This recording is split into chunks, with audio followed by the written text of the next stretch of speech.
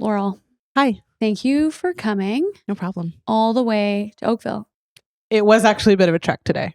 You are the first guest who has come to Oakville. I'm so happy to be Everybody here. else teleported or zoomed. They reverse-sided. Oh, nice. Yeah. Nice. You're the first one. That's nice space. Thank you. Nice and bright. We were all just saying how much we didn't like it compared to the Toronto location. But it's really nice here. It is. It is.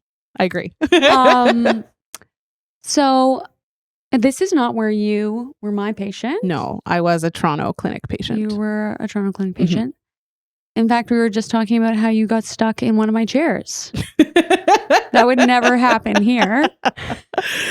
In fairness, I was very pregnant at the time. You were. Yeah. You just gave away the ending. Oh gosh, should we go back? Oh my God. Can you edit that out?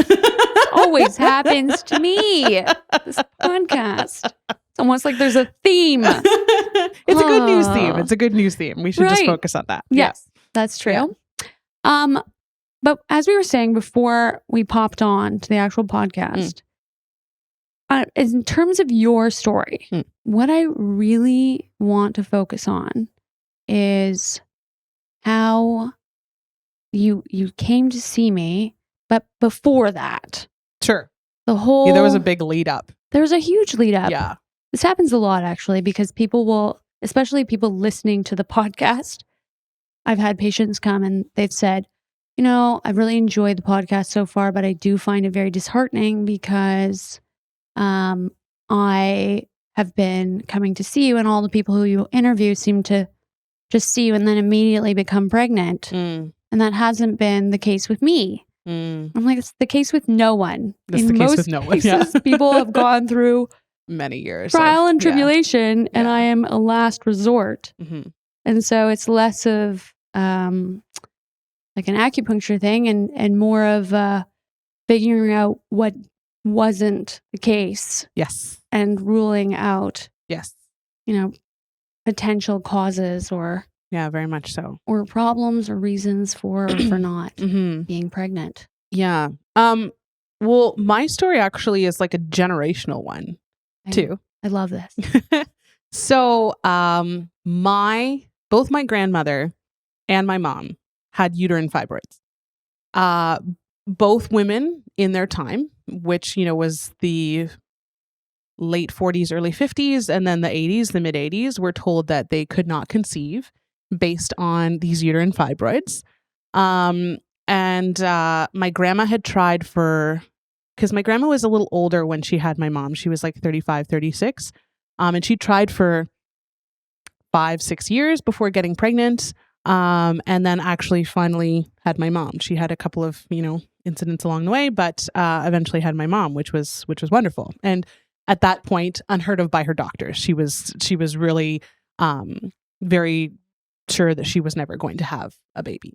Never gave up hope though. Right. So my mom then in the 80s was told that her uterus also just had too many fibroids.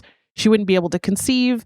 And so she had been seeing someone. She was in like a kind of a long-term relationship. And so just had kind of decided to just stop not trying to get pregnant.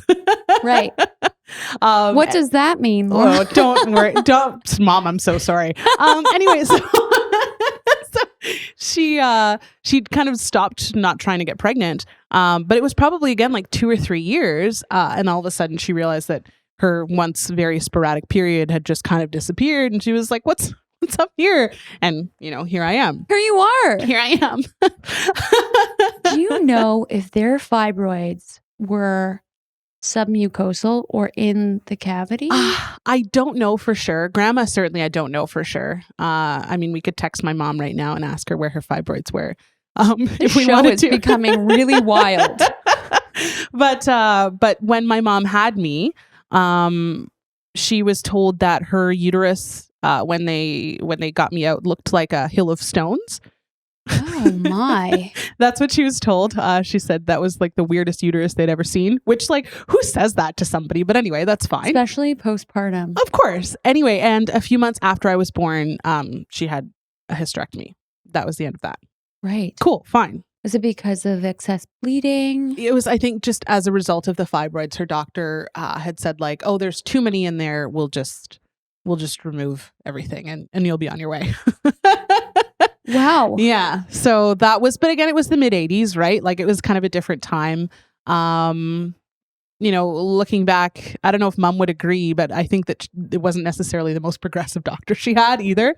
Yes. So anyway, I knew coming into a like fertility journey of any kind that I was likely going to have fibroids because, I know that like my mom and my grandma were both white, or are both white. But I knew that being Black also increased my risk of having fibroids.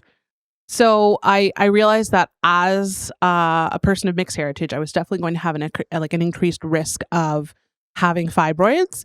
And I've also like kind of as I've gone along in life have noticed that like, especially in the States, maybe less so here in Canada, but like Black maternal medicine is just not what it should be.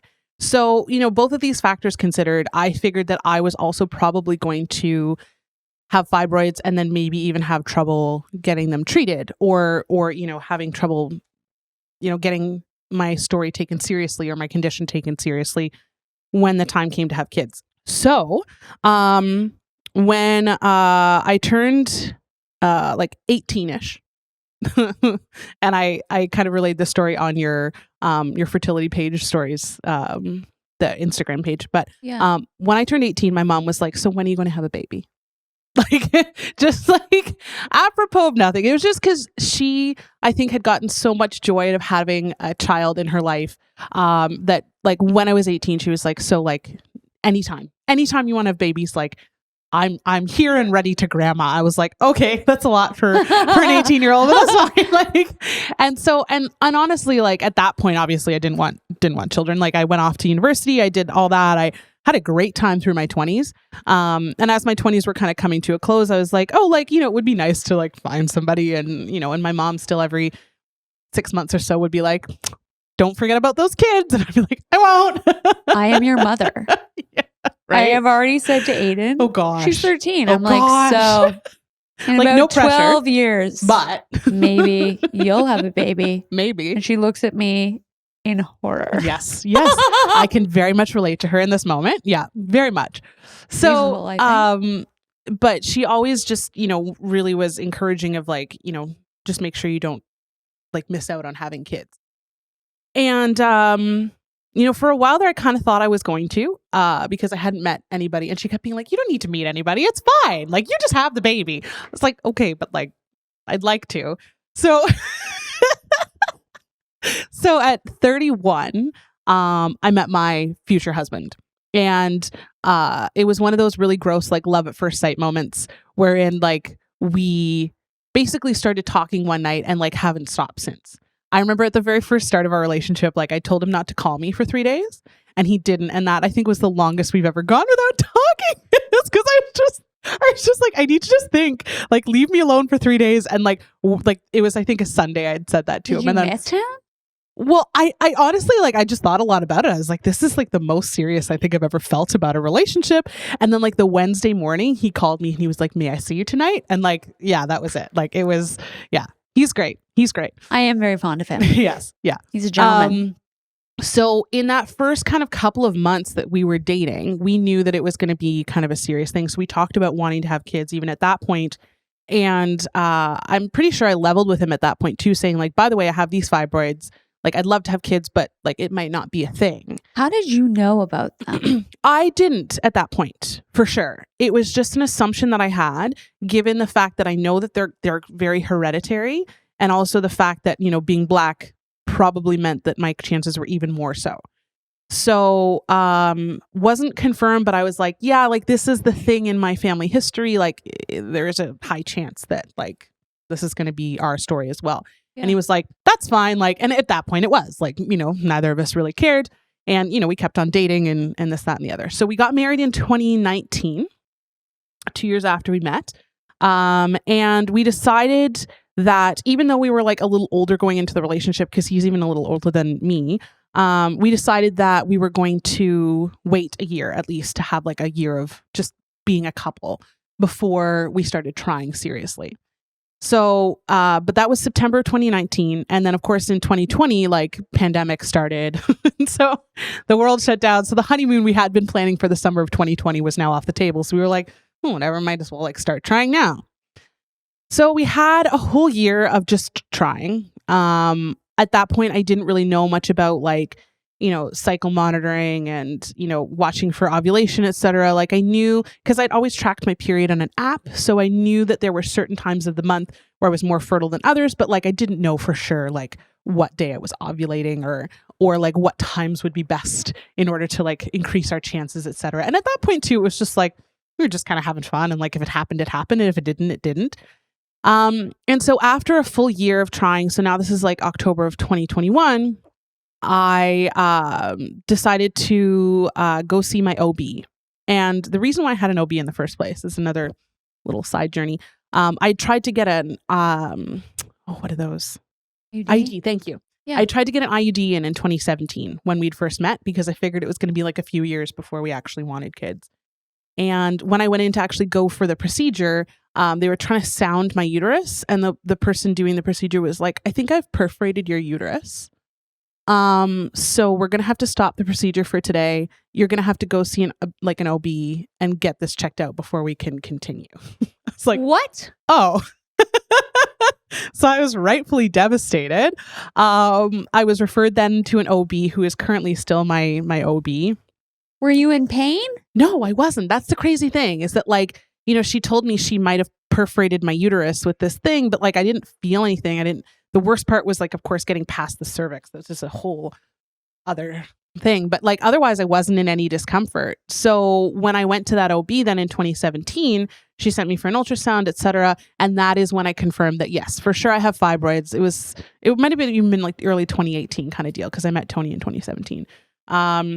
But yeah, that was at that point that then we confirmed that, yes, I have many fibroids and that they are large and in charge.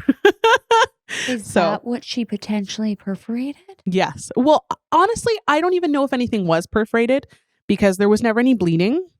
There was never any like real pain or discomfort. I think honestly, now that I've seen my uterus kind of on a scan, I think it was just that the makeup of the uterus is so weird and so misshapen and so lumpy that she probably like tapped one and was like, what the heck is this? And like freaked out about it.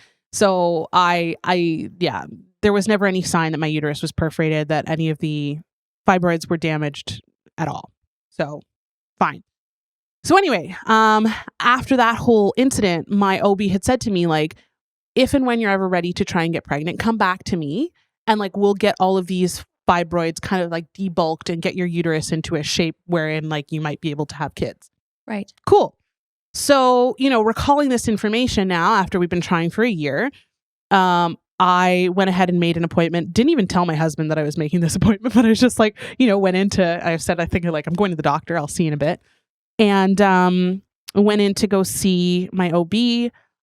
Told her that because she asked then a few follow-up questions, like how long have you been trying? Like what methods have you used, et cetera, et cetera. And I said like, yeah, we've been trying for about a year. And she was like, oh, really? And at that point, I wasn't really worried because like I knew that sometimes it's not quite as easy as like, you want to make a baby and like now a baby happens. It's like you have to try for a year, 2 years sometimes. Did you know at that time about your grandmother's history? Yes. I knew about my grandma's history, knew about my mom's history. So like also like still wasn't kind of panicky about it, but like knew that maybe I was going to have maybe a bit longer of a journey to conceive than some. I feel like that's significant too, because part of the issue now is with social media, people will show a snapshot of the engagement, a snapshot of getting married. Yes. And then a snapshot of a bump. Yeah. And so when people come in and for instance, this is just the population I see, but when people will come in and see me, it's been 3 months of trying and they're convinced that there's something seriously wrong. Yeah. And they're always surprised when I'm not worried, but have a strong view that you should have a thorough checkup. Yes. A thorough fertility workup. Yeah. Before you want to start trying. Yeah.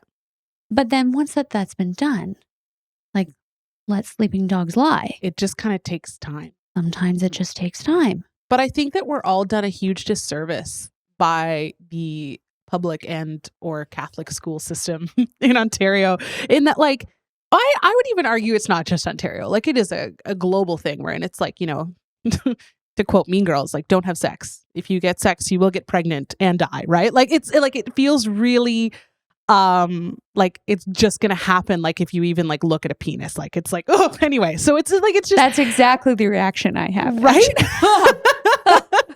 Okay. So like you kind of go into it thinking that like it's going to be pretty easy. So like as I said, I kind of talked to some friends and I knew from their own stories that like a year was really not that much in the grand scheme of things. So what really freaked me out was when I went into the OB and she said, "Oh, you've been trying for a year? Oh, like that's concerning." And I was like, "Oh," like in my head, I was like, I wasn't that concerned yet. Like, but all right. She says, "Okay, so let's get you some blood work done and we'll get a sonohystogram done. And we'll see then like if everything is okay, like, you know, we'll go from there." So the sonohystogram still was like one of the worst things I've ever had done. Right. It's necessary. But I thought that like, you know, certainly that the rest of like a pregnancy journey was going to be as bad as that. And it wasn't. So if anybody out there has had a really terrible sono, like it's not all that bad. So like the pressure, the length of time. It was like the recovery afterwards. I was fine in the actual procedure. And like that evening and then the next like 48 hours, I was in just excruciating pain. Like couldn't, like I needed my husband to sit me up in bed. Like that was how bad it was. Like it was really, it's very weird. Anyway. That's an interesting reaction. And I was told that there might be some discomfort, but like didn't expect it to be like that. But anyway, we moved on. So went back in December of 2021 for like my evaluation of results. And at that point, my OB told me that like all my tubes were fine. My uterus was fine. It looks like my fibroids were all in the lining of the uterus and outside. So not submucosal. Not submucosal. Yes, exactly. But of the fibroids, there were some pretty big ones. Like, and they, my report said like, I think they count like 10 and then they just stop counting. Yes. So I had like, they said that there were many, many more. And like the biggest one is still like 10 centimeters by 13 centimeters by like 7 centimeters. Like it's quite big. Yes. And which is really significant because people think that the uterus is also quite big because of the diagrams that we have in our textbooks. But it is roughly the size of a pear. Yeah. Which is much smaller than 10 centimeters. Yeah. So when you have the ratio, you realize, whoa. Yeah. Well, my uterus still now sits like very high. Like I can feel it and it's almost at my belly button. Yes, I palpate it. Yes, exactly. But yeah, like it's just because there's so many fibroids in there. It's just a big old. Can we call it that? I love that. Yeah. That's what I'm going to put in my notes. Great. Big old. Yeah. But yeah, she said basically like everything in there looked fine. But the infertility was odd. And so she said, "I'd love to send you to a fertility clinic." So she gave me a choice of 2 that she normally works with. And, you know, I was sitting in front of her and she was like, "Where do you want me to refer you?" I didn't realize I was going to have to go to a fertility clinic that day. So she gave me these 2 choices and I was like, I don't know which one to pick. She said, "Well, I work with them both all the time. They're both great." Okay. And one ended up being kind of like downtown, accessible by subway. But the other one was like had a parking lot. And I knew that I was going to have to go in like lots of early mornings. So I was like, I guess I'll just take the one with the parking lot so that I can drive there in the morning. Like that was how I picked a fertility clinic. That's there was honestly, no thought. That's extremely reasonable. Yeah. Like I just figured that like, you know, I might as well pick one that suits my lifestyle the best. You're reducing stress. Yes, exactly. Which I think when trying to conceive a baby is advisable, right? Agreed. So, started going to this fertility clinic that I could drive to. And actually, even when I went home and I started to research this particular clinic, I was excited to see that it was women-led, which, you know, being a woman and dealing in women's health issues, like I was like, great, awesome. And then secondly, that it was Black women led. And that even more so as a Black woman, I was like, amazing. Like, I feel like I'm going to get my issues heard. I feel like I'm in good hands. Even if the doctor that I see isn't necessarily that doctor, like I still feel like, I don't know, it's just like a sense of comfort. Your fears were around that. Exactly. So you felt like that might not be an issue. Exactly. So, of course, started to do like a round of cycle monitoring, did all that. They wanted to do another sono. And I was like, oh, really? Anyway, the second one actually was more painful in the procedure, but wasn't as painful in the recovery. So I was like, okay, that's fine. And then it came time for the phone call where you go over all of your fertility results. And I was nervous about this call. My husband was nervous about this call. We both took like time out of the workday to make sure that we could both be there to hear what was going on and ask him some questions. I would have loved to actually do it in person, but it was still like COVID times. Like, it's January 2022. They still don't really love people coming into the office at that point. So we had to do it via phone. So as with sometimes like with doctor phone visits, like the doctor was late calling. That doesn't matter. Like, that's fine. You're busy. I get it. But then when the doctor called, it was very obvious that she had just gotten home. Again, you're a person. That's fine. But that like her dog was barking in the back. Again, not really an issue, but like maybe you could have gone to a quieter space. And then she at some point like left to go deal with the dog and then came back. And then like it was obvious that like there was lots going on in her home environment that just wasn't conducive to sitting and having a meeting. Call. Yeah. And like, I think about like, I work from home too, but like if I'm working and I'm in a meeting, like it's very rare that something is like going on outside, right? Or if something is, like I'll say, excuse me for a minute, and I will like, mute everything and go deal with that and come back. But usually if it's like a one-on-one meeting, like there's no way that I am in a space where I can be interrupted or whatever. So I was really, the kind of like lack of professionalism there was a bit jarring. And then the news that we had, quote, unexplained infertility was delivered in a manner that was so like nonchalant. It was just like, so we've done your workup. It seems like you and your husband have unexplained infertility. Everything else looks good. Your AMH is a little bit low. But like it's, everything else looks mostly fine. So like, we're just going to have to try IVF. And I was like, oh, wow. Like we just leapt from like, I felt like I was a reasonably well-functioning woman to like, oh, we need IVF. Like I was mind blown. And yeah, it was a lot of information to get in a very kind of glib manner. And I hung up the phone call and like looked at my husband and I was like, I honestly don't even remember like what that conversation was like because I was in a bit of a daze. Done. Yeah, like it was just such an odd way to deliver news. I think the fact that she said just and then IVF, like, yeah, they don't go together. No. And like, who knows? She might not have said the word just, but it was just. But we're going to have to just try. And then I would have expected timed intercourse. Well, and there was that suggestion of like IUI. Timed intercourse, I don't think was a suggestion. There was a suggestion of IUI that was made as well. But it was basically said to us that like, oh, well, everything seems to be good. So IUI probably isn't your best bet. Even if it was done with letrozole, for example. Oh, maybe. Right. But like, they basically said that like, that yeah, it wasn't a great option for us as a couple. Right.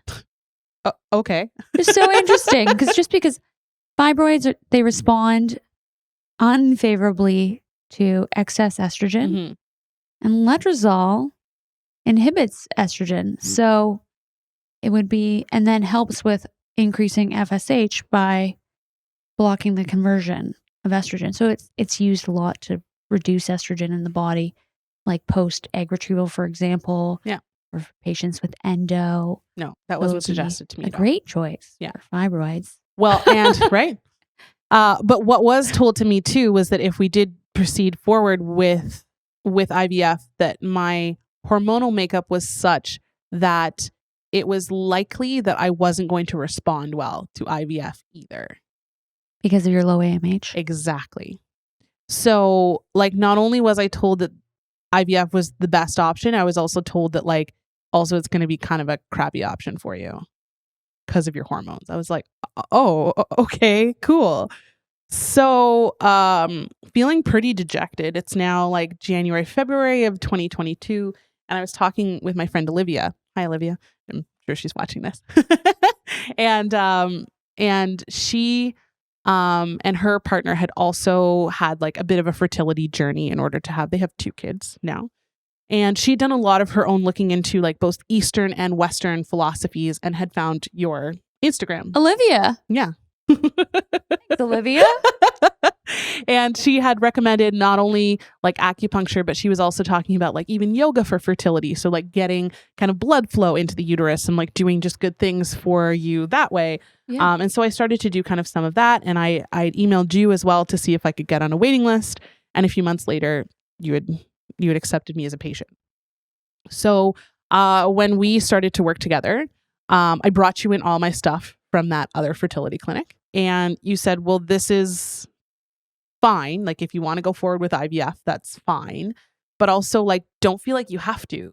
Like, you are, like, you know, your AMH is a little bit low, but like we can do some magic to kind of like, you know, try and get that a little bit higher. Acupuncture increases AMH. It does. It Yes, really does. I believe that. Yeah. I believe that. I'm just saying that so people don't think that I'm actually a witch. I'm not. I call Anna witch, like, I kid you not, probably once a quarter. And every time she just laughs, just like she just did. And she never denies it. So like, tell me she's not. Anyway, so so you recommended to also, like, in addition to you gave me some lifestyle changes. I did. Which involved like so some supplements that you'd recommended, which I started to take really regularly. You'd recommended a change in diet, which I must admit I did not do entirely. The first time hearing of this. No, but I did a lot of changes, but I just, like, if there's one thing about like an exercise and diet regimen that never sticks with me, it's always diet. Like, always diet. Like, I look at something like fatty and delicious and sugary, and I'm like, oh, I'd like that though. So anyway, I made lots of changes, but just didn't cut out everything entirely. Yeah. I feel like, I mean, part of the qualm too is that we were working on like blood pressure as well, and like overall cardiovascular health. Yeah. Like, we had more than like one motive. Yes. And thankfully, all of the supplements that help with egg quality are also very good for blood pressure. Yeah. Because they lower them. It's almost like it goes together. It is like it goes together. Well, what floored me. Didn't know I could sing. It's beautiful. It's beautiful. Laurel is a singer. Yes. So that was really embarrassing. I'm never a judgmental singer. No. But God. But I remember when even we had our consultation, like, I was telling you about some of my other symptoms. Like, you were, I was telling you that, yeah, my blood pressure can tend to be like a little elevated. Like, it's not crazy high. It's not like hypertensive high. But it's been a little up there. And I was telling you that I had headaches like repeatedly for months, years even. And not like migraines, but just like tension headaches. I'd been to chiropractors and massage therapists and this, that, and the other. And anyway, so basically I remember what you told me was that like there was a lot of kind of up energy in my body and even in my personality too. Like, I'm sure that people have noticed that I'm slightly, you know, energetic, A-type. And change it. Yeah, exactly. So, and I remember one of the first things that happened when I started coming to you was my headaches were gone. Like, within the first month, maybe. It was miraculous. And they've never really returned, which has also been very nice. So thank you. And yet you've maintained your cheerful disposition. Maybe even more so. Exactly. Probably even better because I don't have the headaches.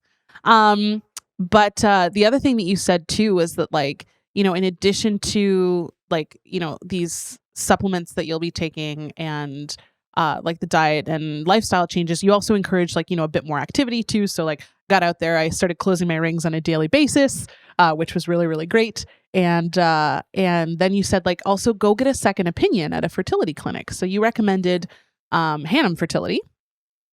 So I think I took all of my paperwork from the other clinic and took it down to them.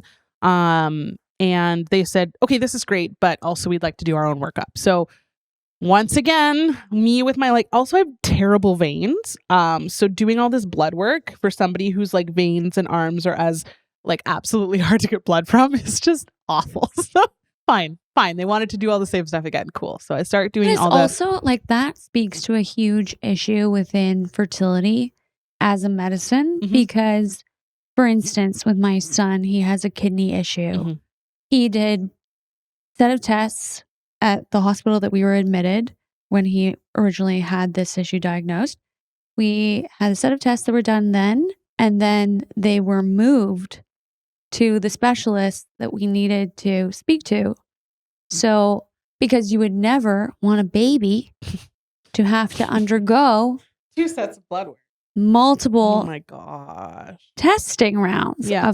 Fair enough. He was very tiny at this time, but why is it acceptable to continually put women through these tests? And blood work is one thing, but like a second sono in like 4 months, introducing bacteria into the uterus, which is particularly interesting because then swabs are done as part of fertility procedures to make sure that you don't have bacteria in your uterus. And then you're charged for that. Of course. So you want the Emma analysis? Of course. Okay, great. No problem. Yeah, it's just an extra fee. We're going to have you pay for that, even though potentially the reason you have it in the first place is because of the multiple sonos that you've had to do. That is the result of a faulty system. And here we go. Rant. Oh, man. No, but it's true. Blessedly, Hannum at least took the sono from the other fertility clinic. Thank God. And they were like, I don't think we need to do this again. Because I was like literally ready for the doctor to say like, here it is. Anyway, and so all this time too, I've been like, continuing with the supplements, the acupuncture. I think I was coming in every week, wasn't I? You were very diligent. Yeah.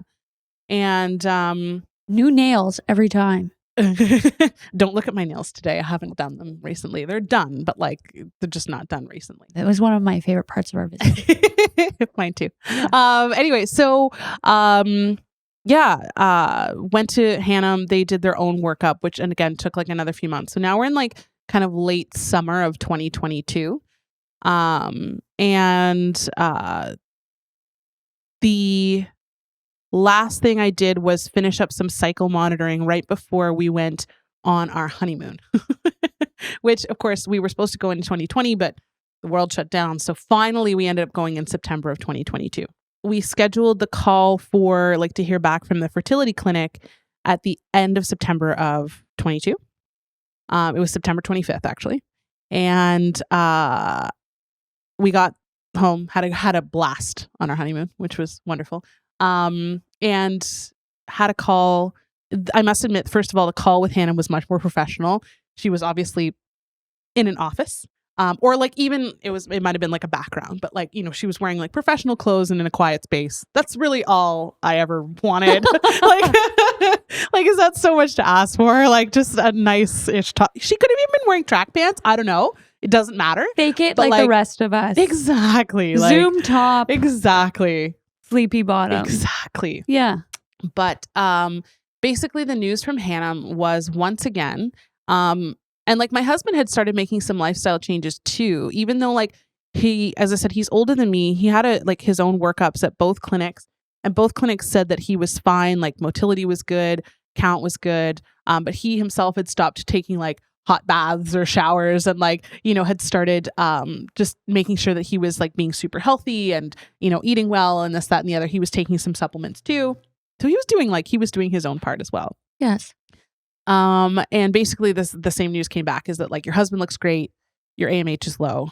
And like, you are ovulating every month. That's great. But like it's unexplained infertility. I said, okay. but then, so IUI was offered as an option. IVF was offered as an option. And, but then again, Hannah also stated that like, you're not a great candidate for IVF. I said, okay. They said like, yeah, like we might do a retrieval and you might get like 2 or 3 eggs. And out of those 2 or 3, like there's a chance that neither of them or none of them will be good.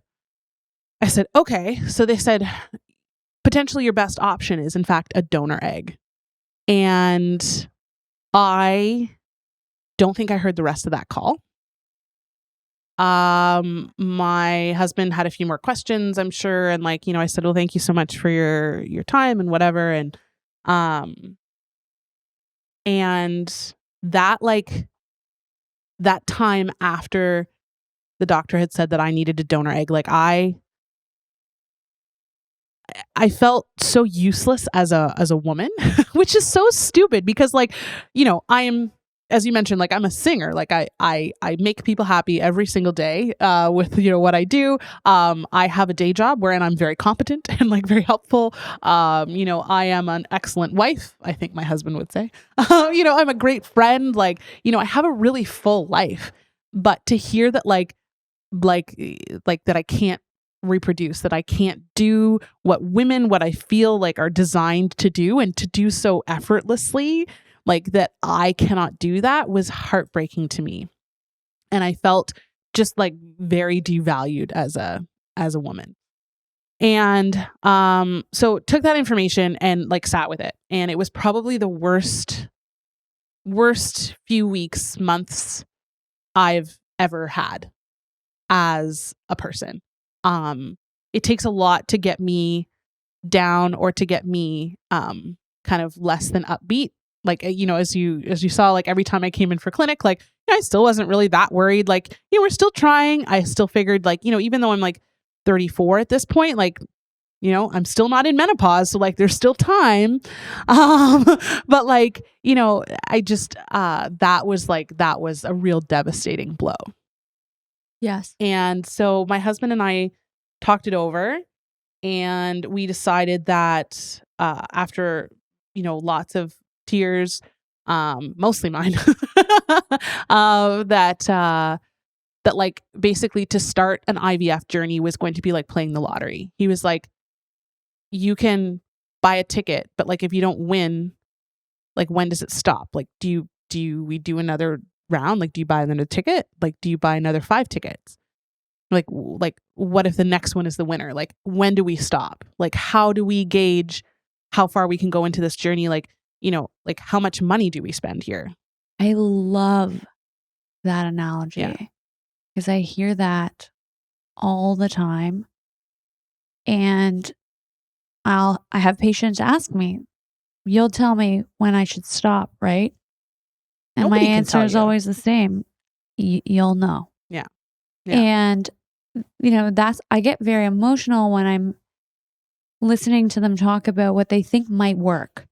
And for instance, I'm sure I get targeted for these all the time. I think probably because of my search history, on Instagram, for example, all of the ads for like, try this quiz to see if you're fertile and you'll have a baby within a month, or try this tea, you'll have a baby within 2 months. And when I ask people, because they come in and they say, oh, I've tried this tea or I've tried this program or I've done this quiz, you're a very rational human being. Why would you do that? Or why would you buy that? And they said, well, you never know. Yes. If that's what was going to be it. Like if that was my ticket. Yeah. Well, and the thing is, there's so little like concrete evidence around exactly what works. Yeah, it's unexplained. Yeah. And like, it does feel like you're just kind of grasping at straws and like that you'll do almost anything in order to have that baby and to get that opportunity.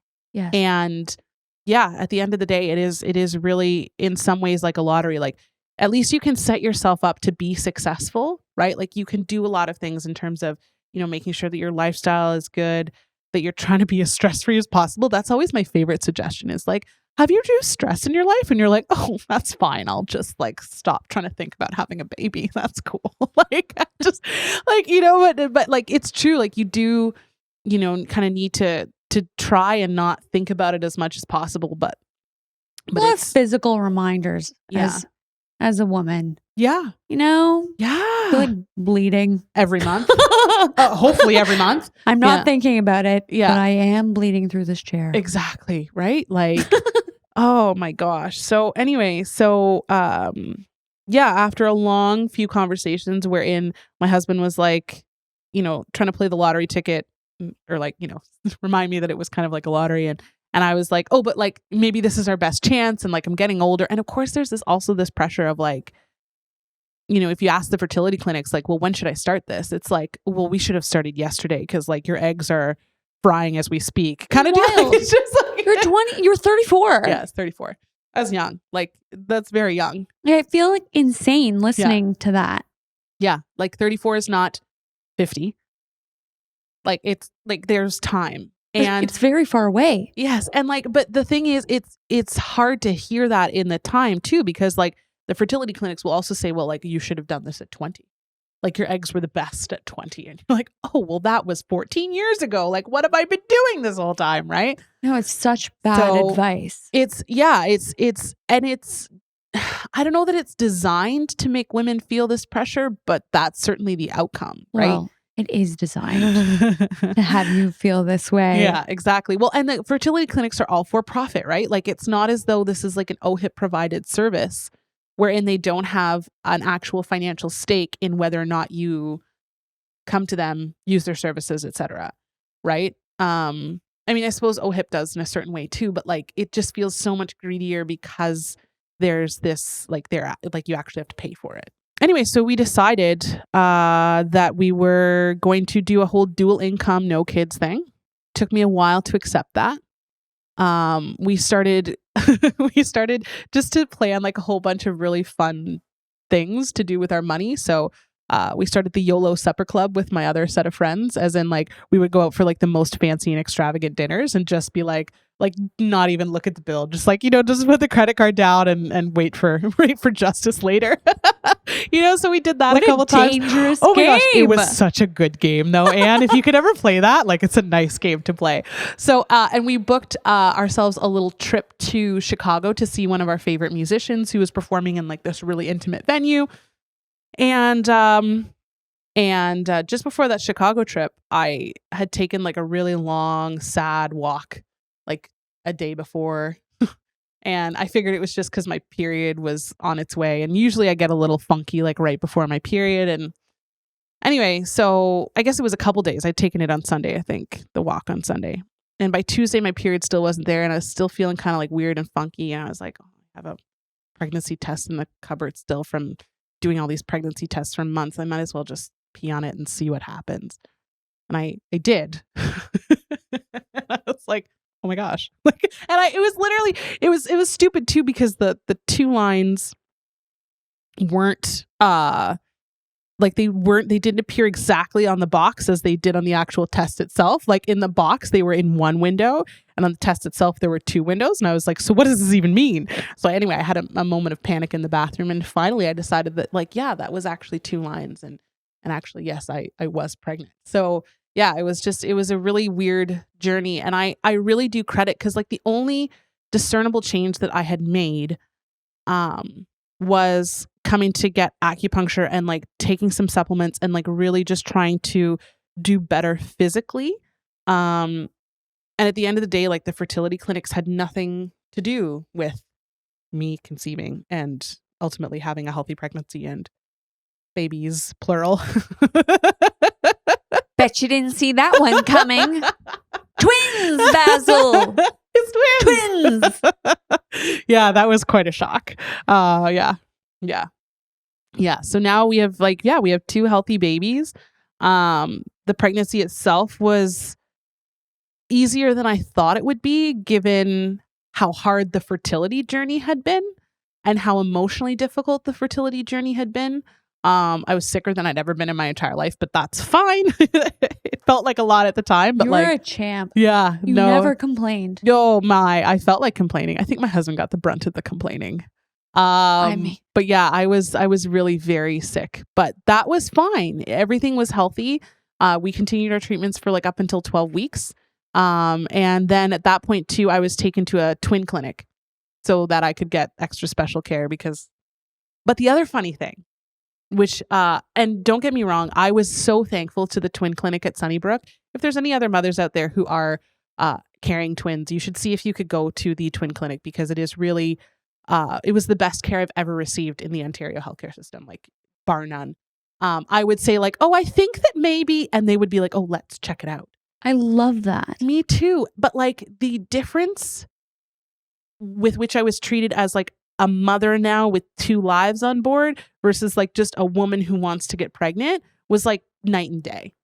Yeah. Like I feel like I could have gone to a doctor and said, I think blah, blah, blah as a woman.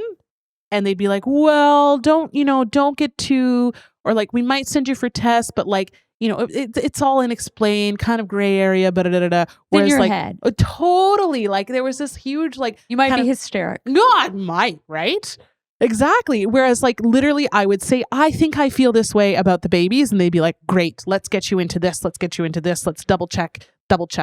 And like, it was just like night and day. And I was just like, oh, if women's fertility care could be even half as great as women's like maternal care, or at least in my case, it would have been a much easier journey. I mean, I always tell my endo patients, even if you don't want to have a child right now, say that you're coming in to get ready to have a baby. Yes. And then you'll be given better care. You'll be given actual care versus just like, well, you're fine. Yeah, women's healthcare is just like a Wild West kind of lawless state. Yeah. But I think, like that, I think that had I had more kind of going on inside my uterine cavity, including that polyp, like, yeah, I think getting everything removed and out of there would have been like step 1. But I was lucky to not have fibroids. And then the polyp, I don't know either. I think it was probably just like a piece of lining that was just an endometrial fold. Yeah, something like that. Just stuck around from the last period, or I don't know. One of the doctors at Create's favorite saying. Really? Yeah. Yeah. She's funny. Everybody has an endometrial fold. That's nice. Yeah. Just a little pocket in there. Cute. But yeah, cute. So it as I said, like I think that the biggest things for me were like, maintaining kind of a faithfulness to the acupuncture and having the acupuncture really help like stimulate blood flow. I was still doing like the yoga for fertility and like just again trying to be as active as I could to just get blood flowing to those, like to my midsection and to my uterus, and to make sure that everything in there was as good of an environment as I could kind of. But like that's really, that's the best thing I can think to do. I mean, obviously you're an expert. You do a lot more than that, but yeah. It was interesting. I will say you definitely differed very much from other patients in that I never felt like our focus was just fertility. It was very much when I said, how are you doing today? You would tell me how you were doing. You were doing. Did you have a headache? How was stress, anxiety? Yeah. How was sleep? Yeah. Like then what day of your cycle are you? Yeah. Whereas I have a lot of patients and I can tell they're in discomfort. They are pale. They are tense. And when I say, how are you doing? They say, I'm great. I'm great. I'm on this day of my cycle. The monitoring says that XYZ. I'm like, you're not great. Like you're so out of your body. Yeah. And it's impossible when you're in that state to know that you're in that state. Yes. Because this is now just becoming your everyday. Yeah. And so even though the advice, like don't stress, I find it so annoying. It's so annoying. You can't do anything about it. But what you did really well was you stayed in your body and you stayed true to yourself. And I think that's as good as you can possibly get when you're trying to conceive, is not becoming that conception process. Yes. But remaining yourself. Yes. Just trying to be the healthiest version you can. And I was helped in that by having not only a really supportive and wonderful partner. He hates it when I call him partner. Husband, sorry. Every now and again, he gets really bent out of shape about our partner. But yeah, no. So, but yeah, I had a really supportive husband who helped keep me grounded through that. I had a really lovely and supportive group of friends too that helped keep me kind of grounded through that. And I think that the other thing that really helped me, anyways, is like, you know, as we've referenced a couple times, I am a singer, and I went to university for voice.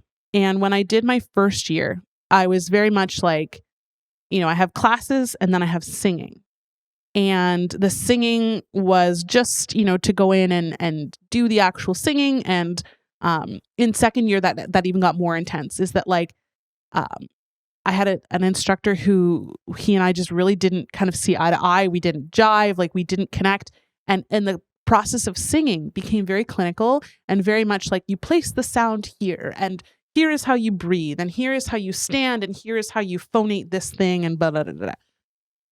And at the end of second year, I was exhausted. I thought I wanted to leave singing. I thought I wanted to quit.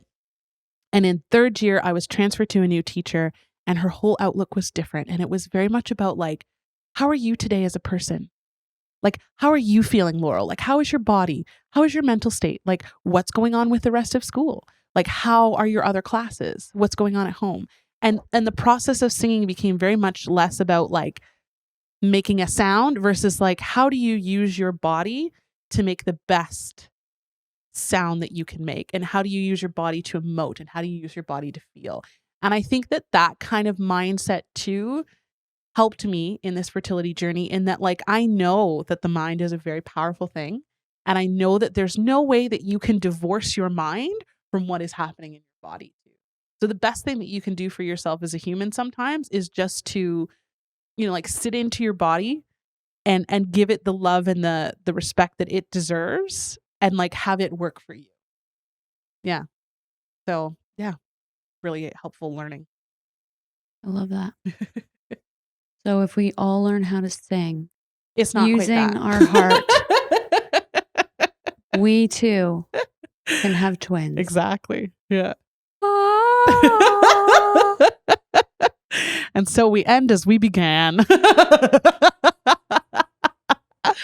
No, but honestly, it's just this idea of like just connecting your mind to. No, I didn't mean to simplify. That was a beautiful analogy. And honestly, we should have just ended the podcast right there. And scene. But instead I had to ruin it. Don't worry about it. I do that every time. Don't worry about it. But yeah, it's just now I have 2 babies, so they're 9 months old, by the way. We went in for a checkup. They're over 20 pounds now. That's insane. They're almost crawling. So they were just in my clinic. I know. Tiny. I know. They have fatter legs now.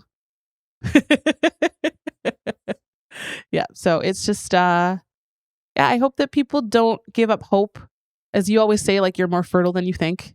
You really are. Like, you really are. It's just, it's not a quick process. It's not always an easy process. And it just takes more time than you think it does sometimes. Improving egg quality alone is 90 days. Yeah.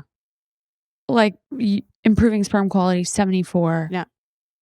So even if you started with just that, your best bet is 3 months. Mm-hmm. So it's nuts when people think it's going to be a first try. No. And yeah, it isn't always. And just don't lose heart. That like, if it takes you 2 years, if it takes you 5 years, if it takes you 7 years, like, keep trying. It's, keep trying. Keep trying to be positive. Mm-hmm.